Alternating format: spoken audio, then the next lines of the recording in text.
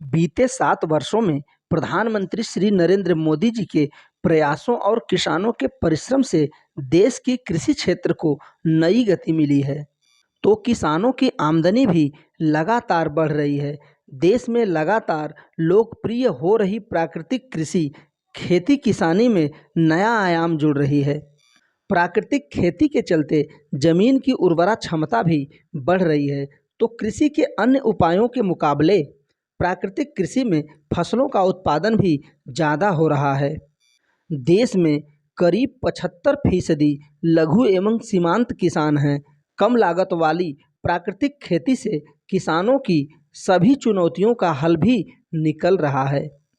एक तरह से इसे जीरो बजट फार्मिंग माना जा रहा है, जिसमें बाजार से कोई चीज़ खरीदने के बजाय घर में ही उपलब्ध वस्तुओं के जरिए खेती की जा सकती है। प्राकृतिक खेती का सबसे पहला सिद्धांत है जमीन का स्वास्थ्य मजबूत करें, इससे पौधे का स्वास्थ्य अपने आप ठीक हो जाएगा। इसमें सबसे बड़ी बात यह है कि देश का हर एक क्षेत्र का किसान आसानी से इसे अपना सकता है। प्राकृतिक खेती के लिए बहुत ही सामान्य चीज़ों का ध्यान रखने की ज़रूरत होती है। मसलन जुताई कैसे करें, बुआई और सिंचाई के वक्त क्या ध्यान रखें और प्राकृतिक तरीके से तैयार खाद या कीटनाशक कैसे इस्तेमाल करें। आइए इस आसान प्रक्रिया को समझने की कोशिश करते हैं। साथियों, यह कृषि मुख्य रूप से देसी गाय पर आधारित है। इससे 30 एकड़ भूमि में आसानी से खेती हो सकती है।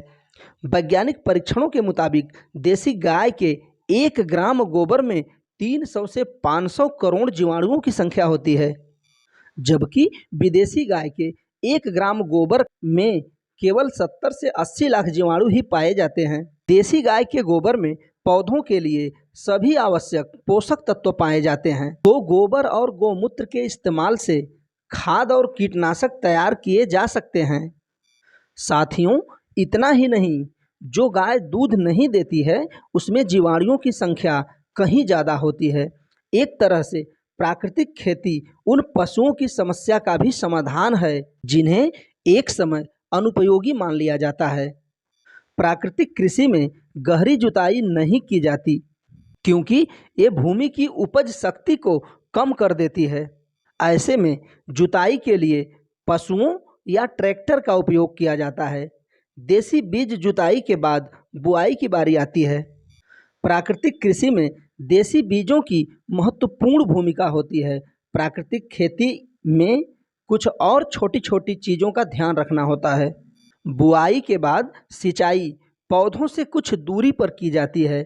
इसमें मात्र 10% जल का ही उपयोग होता है, जिससे 90% जल की बचत होती है। प्राकृतिक कृषि में पौधों की दिशा उत्तर दक्षिण होती है, जिससे सूर्य का प्रकाश अधिक टाइम तक लगता रहे। इससे कीट लगने की संभावना भी कम होती है और पौधों में पोषक तत्वों की मात्रा संतुलित होती है। प्राकृतिक खेती में उत्पादन पहले ही साल 20% बढ़ जाता है।